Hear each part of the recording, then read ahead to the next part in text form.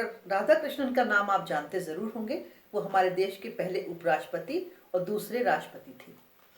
उनका जन्म 5 सितंबर 1888 को हुआ था। वे फेमस शिक्षाविद थे और फिलोसोफर भी थे। इन्होंने मद्रास क्रिश्चियन कॉलेज से शिक्षा प्राप्त की। हम सभी जानते हैं कि माँ बच्चे की पहली शिक्षक मानी जाती है। वह उसको छोटी छोटी चीजें सिखाती है। आपकी मम्मी ने भी आपको बहुत कुछ सिखाया होगा। राधाकृष्णन एक प्रसिद्ध शिक्षक थे। उन्हें भारतीय इतिहास के शिक्षकों में से एक माना जाता है।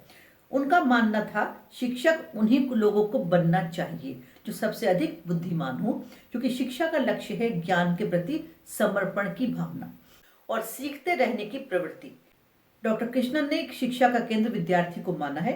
इसलिए विद्यार्थी में नैतिक, बौद्धिक, आध्यात्मिक, सामाजिक, व्यावसायिक आदि मूल्यों का संचरण करने का प्रयास करना चाहिए। किसी भी विद्यार्थी के चरित्र में इन सब चीजों का समावेश होना चाहिए। उनका एकमात्र उद्देश्य छात्रों को सर्वोत्तम शिक्षा देना था। वह एक संस्थान से दूसरे संस्थान जाते और छात्रों को बेहतर इंसान बनाते रहते।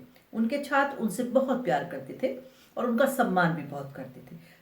जब 1962 में वो राष्ट्रपति बने, उनके छात्र उनके जन्मदिन 5 सितंबर को विशेष दिन के रूप में मनाना चाहते थे, इसलिए उनसे अनुमति लेने गए। उन्होंने समाज में शिक्षकों के अमूल्य योगदान को स्वीकार करने के लिए 5 सितंबर को शिक्षक दिवस के रूप में मनाने का अनुरोध किया। ये बात उनके छात्रों के बारे में हो रही है। उन्होंने अपने जीवन के 40 साल शिक्षक के रूप में भारत को दिए। शिक्षक के रूप में उनके योगदान को याद करने के लिए और शिक्षकों के महत्व को समझने और समझाने के लिए और उनका सम्मान बढ़ाने के लिए 5 सितंबर को देश भर में शिक्षक दिवस मनाया जाता है। 1962 से शिक्षक दिवस मनाने की शुरुआत हुई। भारत में हर साल डॉक्टर कृष्णन की जयंती पर शिक्षक दिवस हर स्थान पर मनाया जाता है। तो ये थी छोटी सी डॉक्टर कृष्णन और शिक्षक दिवस के बारे में जानकारी, जिसे मैंने आपके साथ शेयर किया। बच्चों को हर वो चीज़ पता होनी चाहिए जो उनके लिए लाभकारी है या उनके चरित्र को उच्च बनाती है। मेरी बात को ध्यान से सुनिएगा और कभी मौका मिले तो डिटेल में ज़रूर ये सब पढ़िएगा। Thank you.